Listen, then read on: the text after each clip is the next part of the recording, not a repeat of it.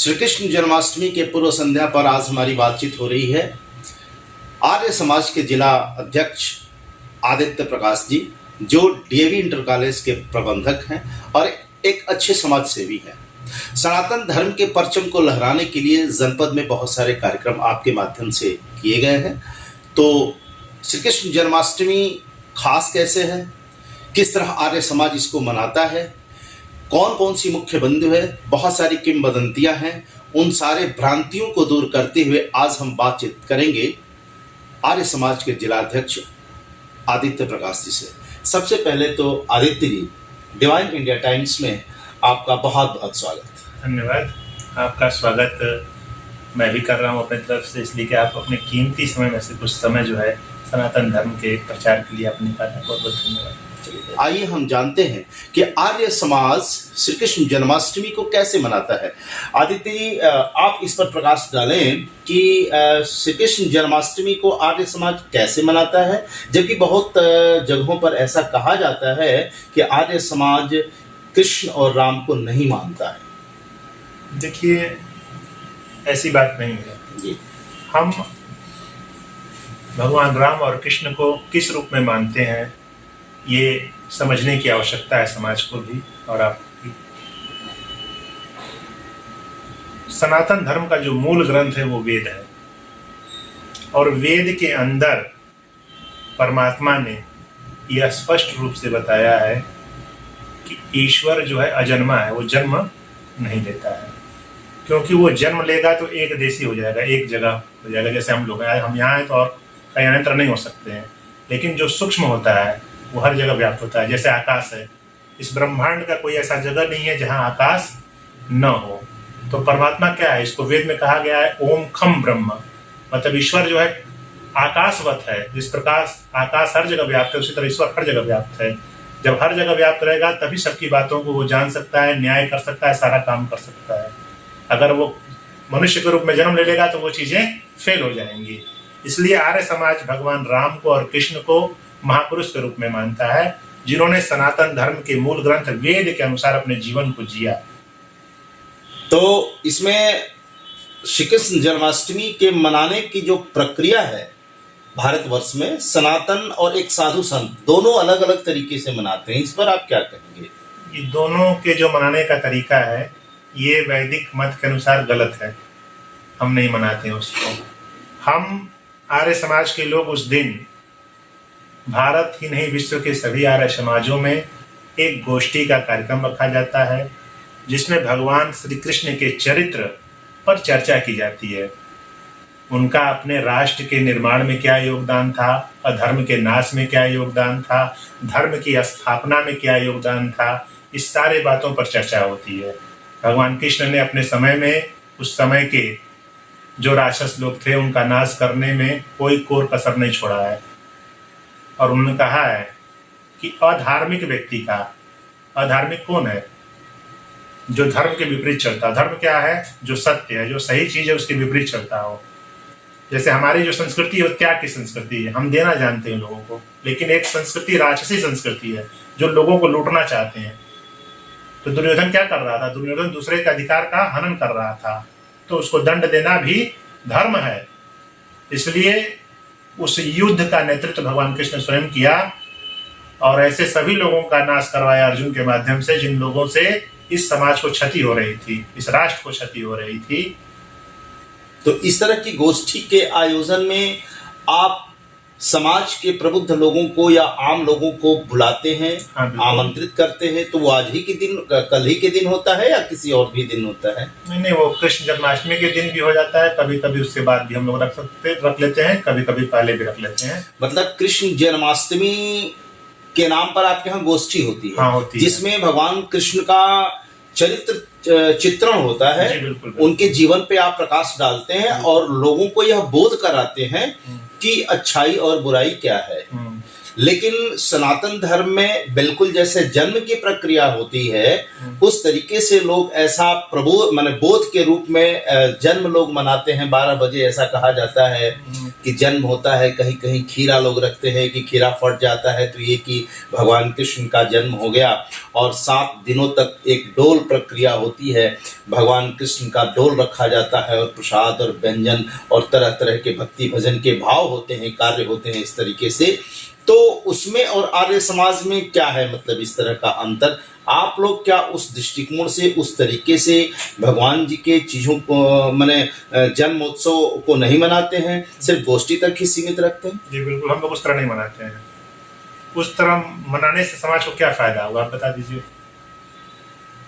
आने वाले पीढ़ी को तभी फायदा होगा जब वो हमारे महापुरुषों के चरित्र को जानेगा, जब वो जानेगा कि धर्म क्या है, अधर्म क्या है, किसका हमें नाश करना है। आज स्थिति क्या है वर्तमान में? अगर हम कृष्ण की नीतियों पर नहीं चलेंगे तो आप महाभारत काल से लेकर आज की तुलना कर लीजिए। उस समय कितना बड़ा भारत था, आज कहाँ भारत की स्थिति पहुंची है। ये क्यों हुआ? क्योंकि हमने भगवान कृष्ण को नहीं माना, उनकी गीता को नहीं पढ़ा, इसलिए हम आज इस मुकाम पर पहुंच गए हैं। मुझे ग्लानि होती है स्वयं में। जो बृहत्तर भारत था, कितना हमारा साम्राज्य बड़ा था, आज हम कहाँ हैं? ये चिंतन का विषय हो। भगवान कृष्ण के जन्मोत्सव पर ये चिंतन बहुत गंभीर चिंतन है। हिंदू समाज, सनातन समाज के लोगों को इस पर चिंता करने की आवश्यकता है और हमारा खोया हुआ जो साम्राज्य उन्हें पुनः लेने के लिए संकल्पित होना चाहिए। सनातन समाज के लोगों का आज के दिन संकल्प लेना चाहिए। भगवान कृष्ण का यही चरित्र रहा है। तो भगवान कृष्ण के चरित्र का वर्णन गोष्ठी में जिस तरीके से आयोजित होती है, तो एक बड़ा सिंपल सवाल, मतलब कि पिछली साल जब आपने भगवान कृष्ण का जन्मोत्सव मनाया होगा गोष्ठी के रूप में, तो क्या हर साल गोष्ठी में आने वाले लोगों की संख्या अधिक है या कम है? मतलब कि चित्त परिवर्तन में क्या आपकी गोष्ठी सहायक है? देखिए, कुछ हद तक तो सहायक है और इसको मैं अपने विद्यालय में भी मनाता हूँ। यही नहीं कि केवल मैं प्रबुद्ध लोगों को बुलाता हूँ। मेरा सबसे बड़ा जो ये है कि जो नई पीढ़ी हमारी है, तो मैं अपने विद्यालय के अंदर भी इस तरह के महापुरुषों का, भगवान कृष्ण हो, श्री राम हो, श्री दयानंद हो, सुभाष चंद्र बोस हो, भगत सिंह, इस तरह के जो हमारे राष्ट्र नायक हैं, जिन्होंने राष्ट्र के निर्माण में अपना योगदान दिया है, अपने खून की आहुति दी है, ऐसे लोगों का मैं जन्मोत्सव विचार गोष्ठी के रूप में ही मनाता हूँ, उनके चरित्र चित्रण के रूप में ही मनाता हूँ। अपने विद्यालय में भी मैं मनाता हूँ बच्चों के साथ, ताकि जो आने वाली हमारी पीढ़ी है वो जाने कि हमारा भारत कैसा था, भारत के लोग कैसे थे। क्योंकि आज हम लोग मीडिया से लेके और जो ये फिल्म वाले हैं, इन्होंने सनातन धर्म की पूरी छवि को गिराने का काम किया है। तो उस छवि को सुधारने के लिए आर्य समाज निरंतर प्रयास कर रहा है। अपने जन्म काल से ही लगभग 150 साल होने जा रहे हैं आर्य समाज को इस धरा की सेवा करते। आज दुनिया के 36 देशों में इसका ध्वज लहरा रहा है। ऐसा नहीं है, चूंकि आर्य समाज एक ज्ञान मार्ग संस्था है, वो ज्ञान और तर्क के सिद्धांत पर आगे बढ़ता है और वेद को ही प्रमाण मानता है। और वेद के इतर कोई ग्रंथ है, अगर वो वेद के अनुकूल विचारधारा की बात करता था तो वो प्रमाणित है। अगर उसके अलग उसकी विचारधारा है, उसके विपरीत है, तो हम उसको नहीं मानते हैं। क्योंकि वेद ही हमारे लिए मुख्य है। क्योंकि वेद को सनातन धर्म के लोग भी अपौरुष्य मानते हैं, हम लोग भी मानते हैं कि उसकी रचना भगवान ने की, किसी व्यक्ति ने नहीं की है। क्योंकि वो बिल्कुल सेकुलर है। अगर हमसे पूछेंगे तो दुनिया के अंदर एकमात्र ग्रंथ वेद है जो बिल्कुल सेकुलर है। उसमें हिंदू, मुसलमान, सिख, ईसाई किसी की बात नहीं है। उस वेद के अंदर मनुर्भव देव्या देव्यम जन्म, कि हे मनुष्य तू मनुष्य बन और दिव्य संतानों का निर्माण कर। ये बहुत सी ऊंची ऊंची बातों वेद के अंदर है। आप जब वेदों का पठन पाठन, हम लोग इसी प्रयास में है, आर्य समाज 150 सालों से प्रयास कर रहा है। बहुत से सुधार हुए हैं, आगे भी और सुधार होते रहेंगे। आर्य समाज का परचम आज 36 देशों में लहरा रहा है। हजारों वर्ष पुरानी यह आर्य समाज संस्था है जो निरंतर मनुष्य को मनुष्य बनाने का निरंतर प्रयासरत है। उस क्रम में आज आर्य समाज के जिला अध्यक्ष आदित्य प्रकाश जी के यहाँ भी प्रतिदिन यज्ञ मय जीवन होता है। वैदिक जीवन से इनका जीवन, निजी जीवन ओतप्रोत है। उसके साथ साथ चूंकि डीएवी विद्यालय के प्रबंधक होने के नाते आप विद्यालय में बच्चों को भी इस तरह के संस्कार प्रोवाइड करने की पूरी कोशिश करते हैं। श्री राम जी और कृष्ण के सिर्फ दूर दूर तक उनके आयाम को ना पूजा जाए, बल्कि उनके चरित्र को पूजा जाए, उनके चरित्र को आत्मसात किया जाए और अपने आचरण में लाया जाए। इस तरीके का आदित्य प्रकाश जी का प्रयास है। इस क्रम में एक चीज और जानना चाहेंगे Aditya ji, very practical and authentic चीज है, चूंकि चीजें हैं आपकी नजर में गाजीपुर शहर में कितनी ऐसी चित्तवृत्ति है जिसको आपने अपने आर्य समाज के तहत बदला है? एक छोटा सा सवाल। एक प्रमुख नाम माधव कृष्ण जी हैं, जो PIS स्कूल चलाते हैं। तो उनके चित्त में परिवर्तन आर्य समाज के सानिध्य में जब वो आए, मेरे सानिध्य में, जब उनसे मेरे ही विद्यालय में एक गोष्ठी में उनका छोटा सा भाषण था, मैं उनके भाषण से प्रभावित हुआ और लगा कि नहीं, एक बौद्धिक व्यक्ति हैं। तो मैंने उन्हें सर्वप्रथम सत्यार्थ प्रकाश दिया कि आप इसका अध्ययन कीजिए, और निश्चित रूप से उनके जीवन में परिवर्तन आया है। आप उनका भी एक साक्षात्कार लेंगे तो वो आपको बिल्कुल स्पष्ट होगा। बिल्कुल इस तरह से बहुत से लोग हैं।